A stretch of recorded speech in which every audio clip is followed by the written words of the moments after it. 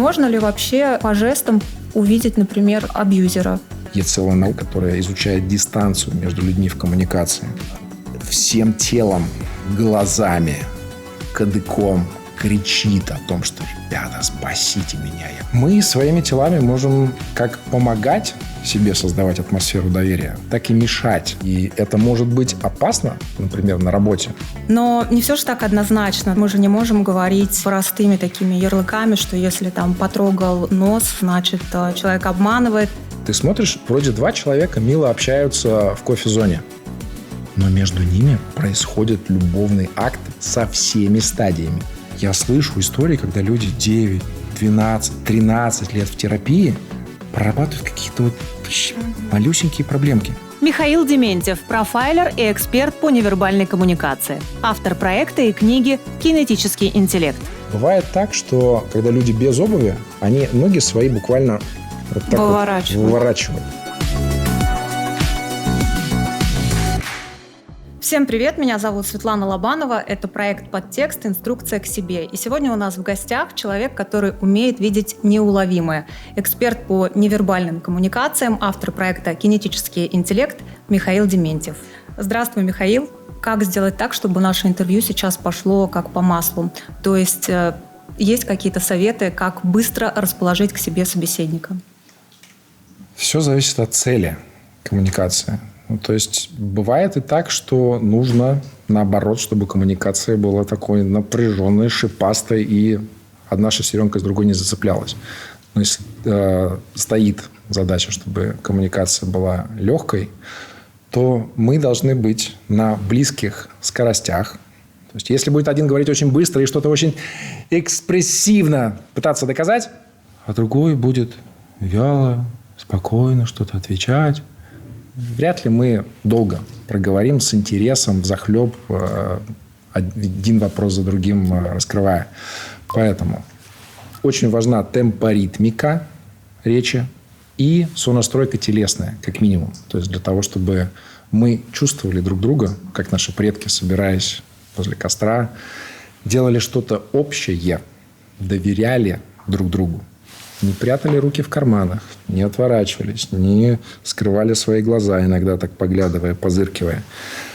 Мы своими телами можем как помогать себе создавать атмосферу доверия, так и мешать.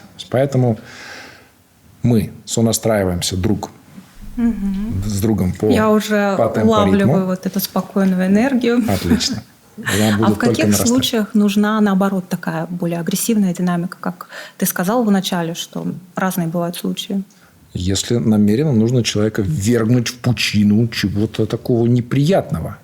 Либо прекратить разговор с ним, либо напугать его. Разный бывает контекст.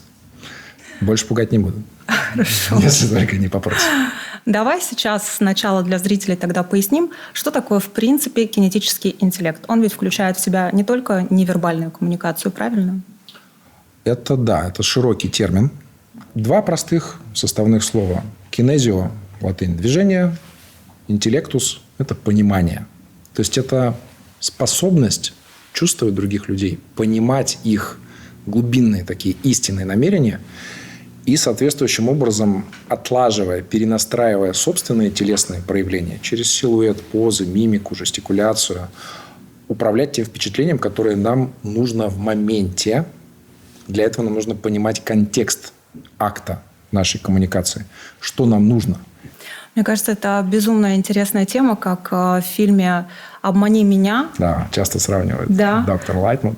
Да. Но не все же так однозначно, да. То есть мы же не можем говорить вот простыми такими ярлыками, что если там потрогал нос, значит, человек обманывает. Если скрестил ноги, значит, человек закрытый, да, потому что для девушки, например, это просто может быть красиво или по этикету вот так вот, положено сейчас сидеть, да, или нос, это может быть начинающийся насморк. Абсолютно. То есть по каким метрикам мы анализируем, как не попасть вот в эту ловушку. Я тебя раскусил, я все про тебя понял. Ты только что притронулся к своему носу. Все, врет, бросьте его ко львам. А для того, чтобы глубоко и профессионально в этом разбираться, я получил дополнительное образование профайлера. То есть это человек, который профилирует людей, и главная его задача – это прогнозировать их поведение. Есть такой научно-исследовательский институт психологии и поведения человека. У них есть шикарные курсы очные по профайлингу, где учат разбираться в микровыражениях на лице, какие эмоции человек на самом деле испытывает. Не то, что он тебе говорит: да я совсем не волнуюсь, не переживаю, а при этом все его естество и интонирование, и мимика, они говорят о том, что не соответствует. Потому что наши жесты и наше тело может как подтверждать то, что мы говорим, оно может отрицать то, что мы говорим, оно может усиливать то, что мы говорим. Например, это действительно очень большой проект, это классная инвестиция. Давайте вместе туда зайдем. А может и заменять то, что мы говорим. Например, я могу сказать там: когда тело говорит больше. Да, тело всегда говорит больше, потому что рот у нас не открыт всегда. Даже если человек много говорит, тело его говорит постоянно. Даже если рот его молчит, закрыт, тело мы никогда не можем полностью унять. Оно все равно имеет какую-то позу, какую-то динамику, либо напряженную статику, либо расслабленную статику. И то, насколько мы понимаем нашего собеседника, напрямую влияет на эффективность нашей коммуникации с ним. Мне кажется, у нас даже на уровне физических привычек, вот каких-то телесных привычек, есть вещи, которые заставляют суетиться и тревожиться там, где это не нужно. Угу. Вот есть ли какие-то упражнения, как от этого избавиться? Для начала понять, мешает ли суета. Потому что если, например, на вас нападает хищник, суета, с которой вы от него убежите, может спасти вам жизнь. Но ты, скорее всего, говоришь про ту суету, которая действительно ненужная. Да, можно я сейчас поясню? Я просто очень много лет работала в новостях, и мой день начинался с тревожных новостей всегда, с мониторинга информационной ленты. И я стала замечать, что даже там, где мне не нужно тревожиться, я по привычке тревожусь. И эта тревога, она как бы в теле. Я даже делала специальное упражнение, могу сейчас его показать. Где была тревога в теле? Где именно она локализовалась? Это невозможно объяснить, она как будто бы везде, ты понимаешь, что... Где-то должен быть источник. Вот если ты найдешь источник, ты поймешь, как с этим работать и как это использовать себе во благо. Но я делала вот следующее упражнение, сейчас покажу. Это я у телесного психолога какого-то увидела. Просто начала в течение дня отлавливать, что я напрягаюсь там, где не нужно. Минутное буквально упражнение, когда ты берешь вот так вот и сильно-сильно сжимая кулаки, вот сильно-сильно, как будто бы ты вот сейчас пытаешься в этой жизни пробиться, продраться через напряжение. Да. А потом ты раз и так отпускаешь, и такой, все легко. И отлавливаешь вот это ощущение в теле и думаешь: Господи, а почему я сейчас тревожусь? Ничего не происходит. Просто рабочие моменты. Да. И раз подлавливаешь вот это ощущение в теле и пытаешься его зафиксировать.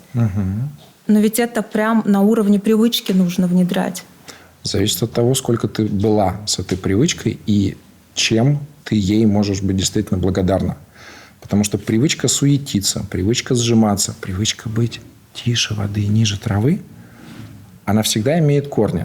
Либо кто-то из родных и близких так себя вел, либо это был твой паттерн, например, где-нибудь в школе, где какие-то были хулиганы, и нужно было тихонечко как-то прошмыгнуть незаметно между них.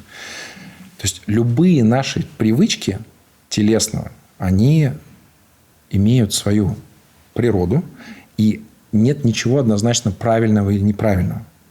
Просто что-то в данный момент продолжает быть нужно, а что-то, вот как в этом примере со школой, где, например, кого-то булили, уже не нужно. Не всегда имеет смысл прорабатывать в психоанализе там годами. То есть я сейчас получаю второе высшее психологическое образование, клиническая психология, телесность и психосоматика. Я слышу истории, когда люди 9, 12, 13 лет в терапии прорабатывают какие-то вот малюсенькие проблемки.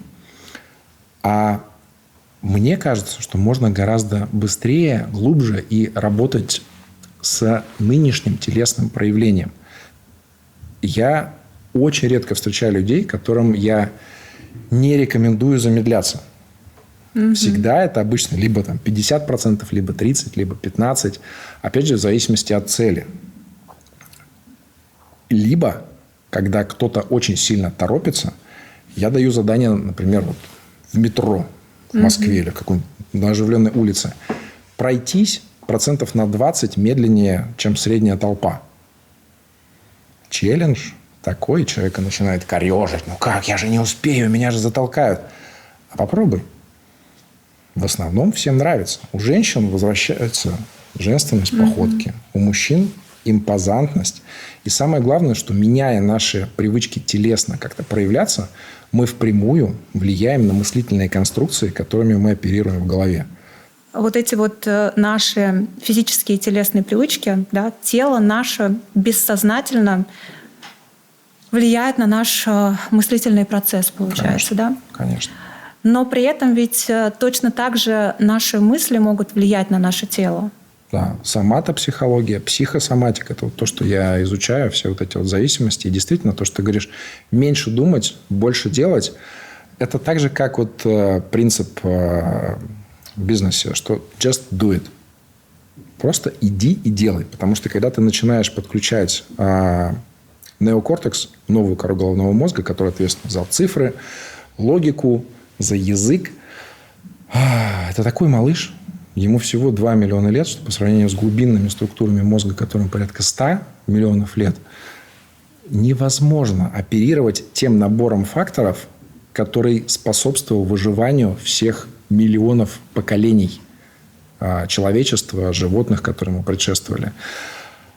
Тело способно брать в расчет безумное количество факторов при принятии решения. И тело действительно может быть вашим огромным союзником, если вы с ним простроили отношения. Я поэтому и спрашиваю, где возникают эти вот ощущения.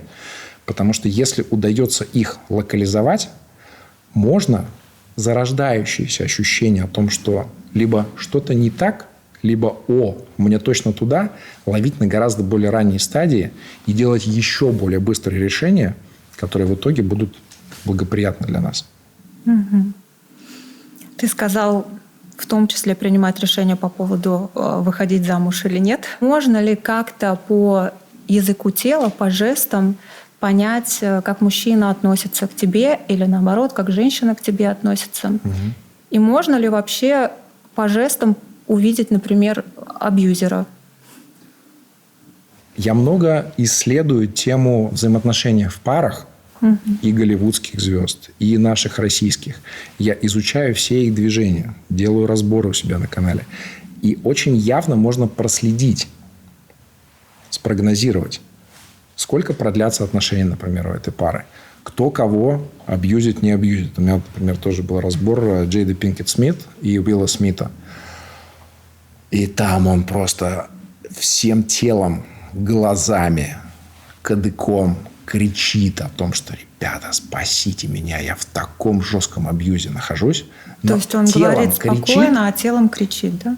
Да. Да, я пришлю потом ролик. Фантастика. А склонность к доминированию, абьюз есть производная попытки доминировать, конечно, можно проследить. То, насколько больше один человек другого по позам.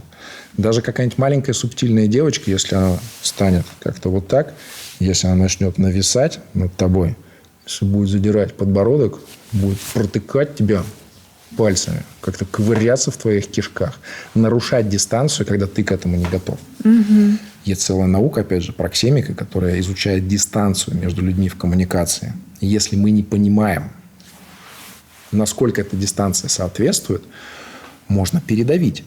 Иногда, опять же, полезно передавить. Пока ты говорил, вспомнила, недавно завирусился ролик со свадьбы одной, где жених так вот прям за шею так приобнимает узбекская. невесту. Не помню, да. Узбекистана, видимо. Да. И вот ты думаешь, боже, что это за объятия такие? Да. Мне страшно. Я даже переснимал рилс по этой части именно потому, со своей супругой. Она у меня, по иронии судьбы, тоже из Узбекистана. Поэтому она знает, что это такое, когда ты моя, покажем его вот здесь вот этот ролик. Иди со мной, ты моя. Причем они могут так проявлять любовь. То есть это не всегда акт подавления такого, не всегда акт абьюза. А женщина изнутри тоже она начинает себя чувствовать абсолютно дискомфортно. А мужчина не знает об этом. А у нее не хватает смелости мужчине вообще что-то такое сказать. Что не делай так со мной. Со мной так не надо. Нельзя так со мной. А он так может делать, потому что так делали в его семье, Да, потому это что его так паттерн, было принято, да? телесный паттерн поведения. Так выражается любовь, по его мнению. Получается, мы зеркалим наших родителей, можем бабушек, да, то есть всех, кто рядом с нами Любых находится. значимые фигуры. И таким образом накапливаем в себе некую информацию, которая нам сейчас может не помогать, да? Да. Это глубокий эволюционный механизм. Значит, если мои близкие, тем более папа, мамы, делают так, и они старше меня, и они выжили, значит, так и надо делать, говорит глубинный рептильный так называемый мозг, там по-разному можно его называть. В общем, те структуры, которые ответственны за выживание и за передачу генофонда дальше. Ему чем понятнее, тем надежнее. Сложно мозг научить что-то делать по-новому. Обалденные происходят изменения с людьми, когда они начинают давать себе больше пространства, давать себе больше времени, двигаться с меньшей скоростью. То есть я просто говорю, давайте пройдемся по коридору. Человек идет по коридору по широченному, но он вдоль стеночки идет. Абсолютно нет никаких причин на это. Он из-за двери может появиться вот так вот, затечь туда так вот головой. Здрасте. При том, что человек очень высокого статуса. И это встречается сплошь и рядом. Банкиры, какие-то современные предприниматели, те, которые могли очень быстро вырасти в деньгах, во власти, но их тело осталось еще там. В маленьком бабушкином доме, например, в котором они выросли. В агрессивном окружении, школьном, институтском, где надо было потише прошмыгнуть. Но при этом эти люди же сумели вырасти, достичь результата. То есть что там, какой-то внутренний конфликт дальше происходит, несоответствие твоего внешнего с тем, что у тебя сейчас в жизни происходит? Вот это вот несоответствие, оно бывает очень больным. Во-первых, вопрос всегда, чего бы эти люди могли добиться, если бы они позволяли себе проявляться больше? Всегда вот этот вопрос. Но несоответствие, оно всегда отталкивает людей, делает непонятным. Вот вроде какой-то такой богатый, вроде знаменитый, но какой-то вот веет от людей некой опасностью бывает. Или вот верю, не верю. Конгруентность – классное очень слово, которое я люблю, когда все у нас одинаково. Все совпадает. То, что я говорю, то, как я говорю, и то, как меня воспринимают люди. Чем больше разночтений, тем легче другим людям проинтерпретировать меня как опасного. Потому что непонятное равно опасное. Со мной будут меньше хотеть общаться. И я не буду понимать, почему. Мне очень нравится выражение, которое ты не раз произносил в публичном пространстве. Притворяйся, пока оно не станет твоим. Fake it till you make it, да. Да. И мне хочется порассуждать немножко вот на эту тему, потому что, с одной стороны, вроде как притворяться кем-то другим — это не очень, это где-то уже на грани мошенничества, обмана. С другой стороны, это, правда, очень такая помогающая история во многих жизненных ситуациях, когда тебе, правда, нужно притвориться уже тем, кем ты хочешь быть. Вот где вот эта грань? Врань, чуть не сказала, где вот эта Врань, грань? Все Тут правильно. такая оговорка Все. по Фрейду. По дедушке, Где вот да, эта грань? Фрейду. Действительно, мы не говорим о притворстве в чистом виде. Это уже, действительно, статья. Мы говорим о том, чтобы, во-первых, попробовать быть другим. Потому что многие люди одинаковые всегда. И дома с собой, и на прогулке с собакой, и на работе, и на собеседовании. Он не знает, какой он может быть. И задача людей, которые занимаются исследованием языка тела, вот этой кинесикой, это дать возможность себе побыть разным в разных элементах вот этого кинетического интеллекта, которых 12. Подвигаться с разной скоростью, поуправлять своим зрительным контактом так, чтобы, например, вообще его не давать, или прожигать взглядом все время собеседника. Понять, где вот эта грань, где я начинаю просто лазером его прожигать насквозь черепушку. Конфликтогены. Можно совсем не излучать конфликтности, а можно избыточно, просто протыкая человека, не соблюдая дистанцию, копаясь в его внутренних органах и брызжа слюной, и задирая подбородок. Настолько провоцировать конфликтную ситуацию, что это может помешать. Но всегда, когда я работаю лично, мы стараемся растянуть этот диапазон, как в актерской школе. Угу. Просто чтобы человек понял, окей, я сейчас проявляюсь по этому одному из 12 элементов на 3, и я хожу там условно от 3 до 4. Это мне маловато или многовато? Вариативность. Я про то, чтобы человек обрел диапазоны своей вариативности по вот этим всем элементам, которые даны ему природой. Понимая, как можно задействовать мимику, чтобы не просто человек почувствовал, что я рад, а чтобы я сам внутри ощутил. Есть же даже такое упражнение 15, по-моему, или 30 секунд перед зеркалом с идиотской улыбкой достаточно обмануть свой организм и впрыснуть себе гормонов радости. И это работает точно так же. Если мы зажимаем свое тело, не даем ему проявляться, мозг бьет в набат, поднимает флаг, говорит: ой-ой-ой, ребята, хозяину что-то сейчас плохо. Хорошо, давай попробуем разобраться сейчас на наглядных примерах. Попробуем разобрать мои дурацкие привычки. Насколько они дурацкие? Ну вот есть у меня одна привычка, я играю в волейбол, и поэтому я очень часто в свободное от волейбола время вот так вот разминаю руки. Я могу поснять? Да, давайте. И я заметила, что я эту привычку несу иногда туда, куда ее не нужно нести. Ну, то есть одно дело, когда я там в машине еду, в такси, я вот так вот разминаю ручку. У меня, знаешь, как будто бы контакт с телом происходит в этот момент. И я вот так вот суставы разминаю. Так. И мне вот прям любопытно, если я это делаю там, где это делать было не нужно, то как это могут сочетать люди? Она чему-то помешала? В целом нет. Но если говорить про считывание людей, не будет ли это выглядеть так, что зритель в это время подумает, что... Угу. Посмотрим, как это выглядит со стороны. Начинается все довольно невинно. Угу. Я намеренно исключу лицо, чтобы мы смотрели на этого человека, на эту девушку. И посмотрим, что у нее происходит. Ощущения, которые мы считываем от нее. К чему она готовится?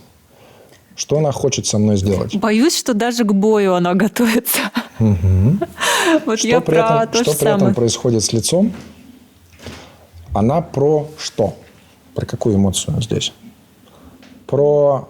Беспокойство, что ли, какое-то? Какой нужен был там контекст разговора? Что нужно, чтобы было почувствовал собеседник тот? Ты Да, в убеждала принципе, его в чем-то, повествовала, хвалилась, не запугивала. Не хвалилась, не запугивала, рассуждала на тему, на свою любимую тему, на тему текстов, писательства, свободы, Его творчества. нужно было убедить в чем-то. Нужно было убедить, да. Он должен был дать деньги, ресурсы. поверить в тебя добрым словом, как-то тебя напутствовать. Мне бы хотелось, чтобы людей это вдохновило, не бояться идти в творчество. Окей. Она помогает протранслировать эмоцию, что она не боится сама идти туда. Посмотри на нее. Она помогает себе телом создать ощущение, что, ребят, там так классно, давайте все с нами. Я поведу вас за собой. Я такую штуку придумала, Нет, это которая... точно не помогает. Абсолютно точно. Да. Может быть, я про что-то другое говорила. Может быть, меня возмущало то, как оно сейчас устроено. Я сейчас точно не вспомню. Может быть, да. Может То быть. есть здесь всегда все под контекст.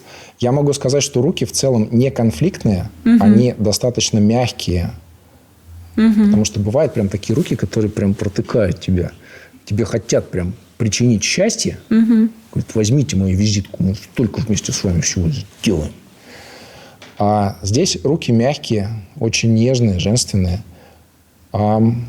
Возможно, имеет смысл найти какой-то вот другой способ садаптироваться. Иногда бывает, тоже с людьми, когда часто работаю, смотрю, как они сидят и как они ноги под столом держат. Бывает так, что когда люди без обуви, они ноги свои буквально вот так выворачивают. Я заметил, что это в основном характерно, когда они что-то генерируют. Я это называл как поза творца. То есть людям, возможно, нужно испытать какую-то боль. У меня есть такая тоже поза творца. И как она выглядит? Вот, она выглядит вот так. Вот. То есть я скрещиваю очень сильно ноги. И мне это удобно. И все удивляются, как ты так сидишь, а мне это удобно. Знаешь, и в этой позе я пишу, что-то придумываю. Что? Кровоток здесь снижается, а здесь увеличивается. Лучше газообмен, снабжение кислородом, креатив. Кому-то это прет. Кто-то специально себе ноги блокирует, выкручивает. Кто-то садится в позу лотоса. Опять же, тоже перекрывает кровоток. Потому что вот все, пошла энергия по чакрам там туда. Интересно. Да, это не всегда нужно с этим бороться. То есть нужно всегда понять, задать себе вопрос, это мне мешает или помогает. Здесь это, опять же, способ перекрыть кровоток. Здесь усилить. Возможно, посмотреть, что с легкими, насколько они в ресурсе, насколько они снабжают твой мозг достаточным количеством кислорода, и посмотреть, какой частью тела ты дышишь. Могла бы просто подышать глубоко? Через нос? Неважно. Максимально глубоко. Грудью, получается. Когда мы дышим грудью, мы автоматически мозгу своему говорим, что мы находимся в стрессовой ситуации. Вот это... Это вот такой зайчишка под кустом. Я убежал от волка или не убежал? Как только мы позволяем себе дышать диафрагмально, то как, вот, кстати, в такой позе я по-другому дышу. Вот здесь вот. А вот так вот у меня было здесь, да? Имеет смысл всегда переводить дыхание в область живота. Начинает больше работать диафрагма, как такой насос. Там больше объем, который мы можем взять, прокачать, не вызывая дополнительного стресса. То есть это естественное физиологичное дыхание через живот. Возможно, в тех ситуациях, которые действительно стрессовые для тебя, возможно, какой-то важный инвестор, важный человек или просто конфликтный какой-то, который провоцирует тебя на какие-то вот такие стрессовые моменты. Очень легко можешь переходить на грудное дыхание, которое саму тебя же и будет провоцировать дополнительными стрессовыми гормонами, ощущать себя в еще больших зажимах и искать способы адаптироваться. Вот это вот классические телесные адаптеры. Группа этих адаптеров – это всякие покусывания, почесывания, поправление одежды, заправление волос, поправление того-сего, удаление несуществующих всяких пылинок, поправление того, чего не надо было поправлять. То есть беспорядочные действия, которые не имеют смысла. Эти адаптеры помогают тебе справиться со стрессом. Вот обрати внимание на лицо.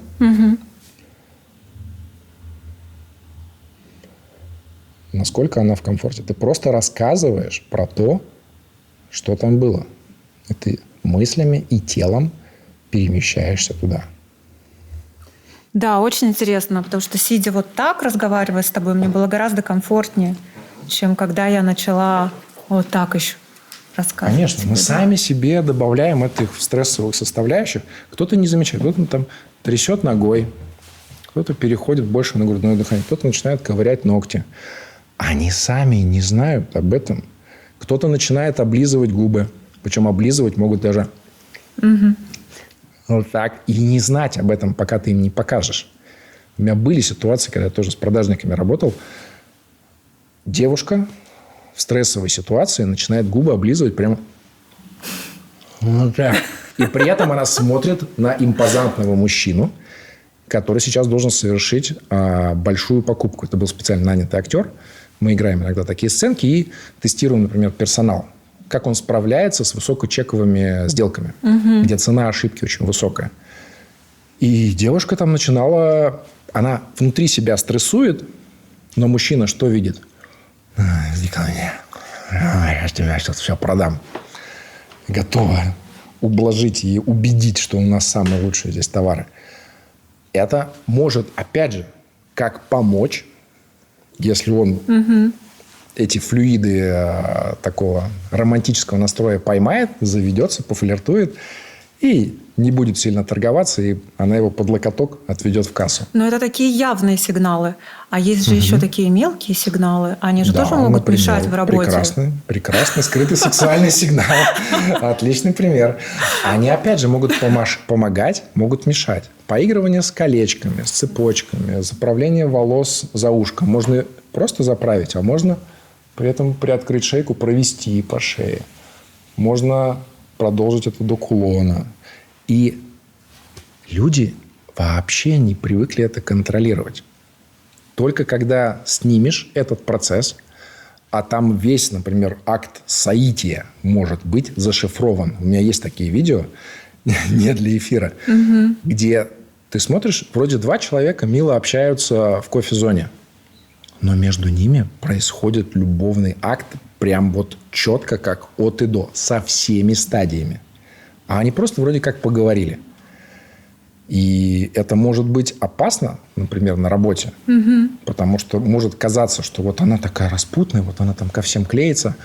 А она может и не знать об этом, что у нее такой вот имидж. Она может не знать, что она выглядит вульгарно, и поэтому на ней не женится. Да, либо мужчины очень такого низкого пошиба обращают внимание.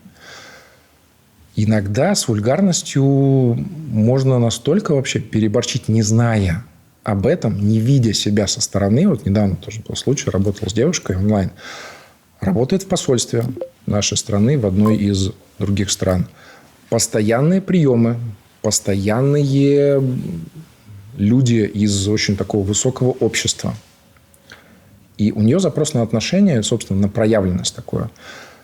И она говорит, ко мне вот какие-то все не те мужчины. Очень какие-то такие низенькие. Начинаем смотреть, как она выступает. Как она вообще себя ведет. И там такая потребность вот в любви, которая вынужденно читается и реализуется через вульгаризмы. Она настолько хочет быть, ну, хоть кто-нибудь, ну, обратите, ну, я вот для всех, для вас. И это отталкивает, конечно, наоборот. Потому что высокоразвитые мужчины, они не будут обращать внимание на женщин, которые для всех. Неинтересно. А вот если она может быть только для меня, то мои глубинные структуры мозга как раз и говорят, а вот с ней я бы продолжил род. Давай-ка познакомимся поближе. Как не потерять вот эту грань между быть собой, я вот просто сейчас вот такая, какая я есть, я от природы такая. Да. И вот не перейти вот в эту другую сторону, когда люди это считывают по-другому. Ну, возвращаясь, к выражению fake it till you make it, частые возражения, скажем так, вот людей, которые приходят в мое поле, которые не совсем еще поняли, как это работает, говорят, вот вы учите нас притворяться. Но здесь речь не о притворстве. Когда мы с вами ходим в фитнес-клуб, например, занимаемся с тренером, поднимаем тяжести, делаем растяжки всякие, пилатес, петли и прочее. Разве мы притворяемся здоровыми? Разве мы притворяемся, что вот у нас кубики, вот тут прорисовались трицепсы, вот там грудные какие-то мышцы, или там попа у девушек округлилась? Разве эти люди перестают быть собой? То есть это про то, чтобы более четко почувствовать свои грани, посмотреть, а каково мне внутри будет от того, что я попробую стать другим или другой. Я всегда, когда снимаю людей, ищу телесные признаки того, что телу начинает нравиться. Это либо раскрытие, либо более широкая улыбка, либо более замедленные движения, носочки, например, наружу. Больше внутренних частей рук, ног человек приоткрывает этому миру, потому что больше доверия, больше кайфа, больше энергии и ресурсов в теле. Как только это видно, значит, мы нащупали что-то действительно ценное для этого человека. И рекомендация будет в том, чтобы человек чаще оказывался в таких позах, двигался в таких скоростях, оказывался в таких контекстах, где он мог бы проявляться по-другому. Он от этого не перестает быть собой. Какова механика вообще вот избавления от каких-то ненужных жестов в твоей жизни? Ну, например, я люблю размахивать руками. Как мне отучить себя от этой привычки? Просто наблюдать? Простое. Сначала снять себя на видео и посмотреть. Если нравится, и это ничему не мешает, то продолжай на здоровье. Не нужно никакого насилия. Только по факту. Если не нравится и мешает чему-то. Я просто почему спрашиваю, потому что я думаю, может, люди в этот момент думают, что я какая-то нервная. То есть про как раз считывание, то, как это люди считывают. Ну, то есть если тебе нравится, ну и все под задачу. Бог с ним, как они тебя Может считывают. быть, да? нужно, чтобы они думали, что ты нервная. Все под задачу. А есть какие-то интересные истории, когда человек приходил с одним запросом, а ты смотришь на человека и понимаешь, что он явно другой? Бывает так, что человек приходит с запросом про работу, а оказывается, что дело в отношениях. Бывает, что приходит с запросом про отношения, а оказывается, что дело в том, что пространство, в котором он живет, сдавливает их обоих, из-за этого получаются какие-то склоки. То есть я всегда смотрю контекст, в котором мы существуем. Бывало так, что человек хотел развить один проект, но я вот, например, сажаю и говорю, расскажи про этот проект. Он рассказывает, вот я там то-то, то-то, то-то, то-то. И видно, что энергии вообще нет. Хотя человек рассказывает, что этот проект так важен для меня, я там расцветаю, когда про него говорю. А тело, наоборот, идет зажим. Я говорю, окей, а второе предложение какое? И человека просто как будто меняют, он вот так вот. Да, А второе очень понимаю. предложение вот такое, но я что-то не знаю, но мне так не нравится, там столько рисков. Не хочу, наверное, я туда. И денег там нет. Да. Но там так классно. Вот. Я не могу человеку не показать двух этих разных людей. И человек, когда видит, говорит, все, сюда. Все эмоции имеют свою частоту, вибрации, которая откликается в наших клетках. И то, в какой области происходит вот это вот ощущение, то какие картинки, при том, что, например, в одном ухе может быть одна частота, в другом ухе другая частота. Я смешиваю эмоции там, любви, благодарности, презрения, доверия. И вот только-только начал эту тему исследовать. Очень интересные результаты. Я хочу углубиться прямо по этой части. Я сам люблю погружаться в вибрации, театр звука, эти все тибетские чаши. Вообще фантастические вещи происходят. Все же вокруг – это вибрация. Энергия и вибрация. И то, как вибрирует наше тело, то, какая эмоция, какая энергия от него идет, это все настраивается. Как в первую очередь для себя, так и то, как ты вибрируешь на окружающих. Я очень хорошо понимаю, о чем ты говоришь, потому что иногда приходишь в зал и чувствуешь, что там такая тяжелая энергия зашкаливает, и как будто бы тебе нужно сейчас вот взять зал и сбалансировать. И ты это делаешь через тело. 12-й элемент кинетического интеллекта, такой обобщающий, это есть энергия. Сколько энергии транслирует тело человека, его естество, то и определяет, хочу я с ним общаться, нет. Если во мне мало энергии, я хочу что-то здесь забрать, там украсть печенье. Сейчас мы будем пить чай. Я такой голодный. Украсть, может быть, хочу печеньку. Или пока съемочная группа не видит, отвинтить тут микрофон. Или какой-нибудь, я не знаю, вон того слоненка, например, я приметил, я его тисну. Это уже пространство подсказывает. Михаил, бери печеньку, да, мы сейчас перейдем к чаепитию, но я просто не могу не поделиться со зрителями тем, что ты мне сказал перед эфиром про рабочую и нерабочую зону, светлая сторона, темная, демоны и ангелы. Расскажи, в общем, сам про эту теорию, и если можем показать у тебя на телефоне, да? Да, это на телефоне, можем показать, можем потом подшить. Мы все не идеальны, не симметричны, и в этом как раз и прелесть, потому что идеальность, она даже немного может отталкивать людей. Как это работает? В специальной программе лицо разделяется на две части, и обычно стилисты, визажисты говорят, что вот у вас рабочая сторона такая-то. Но на самом-то деле две рабочих стороны просто под задачу. Одна сторона обычно более целеустремленная, конкретная, убедительная. Этому человеку легче подчинить себе кого-то. Сказать, не, мы не позволим чего-то. А другая, она больше такая женская, принимающая, мягкая, располагающая. И если вы понимаете, как этим воспользоваться по контексту, вот мне сейчас нужно, чтобы человек побольше мне рассказал, чем собирался, или продавить, убедить, сказать, ну-ка, пошел и сделал вот так. Или, например, сказать, что мы справимся. Мы это делали много раз, мы справимся, точно все будет нормально. А другая сторона может сказать, ой, вы знаете, больше такого не повторится. То есть одна будет вызывать какую-то строгость, четкость, конкретику, а другая будет вызывать желание больше такое, смягчить какую-то ситуацию. И нам достаточно просто внутри этого контекста по 5, по 7 градусов незаметно. Это можно делать, например, со сменой позы. И сказать, да ладно, что ты говоришь такое. Вот как я сейчас примерно, да?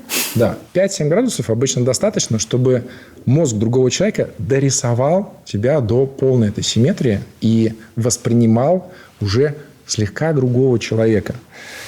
И очень здорово понимать свои предрасположенности. Это бесплатная программа, ее можно скачать и проверить себя, и пользоваться этим во благо.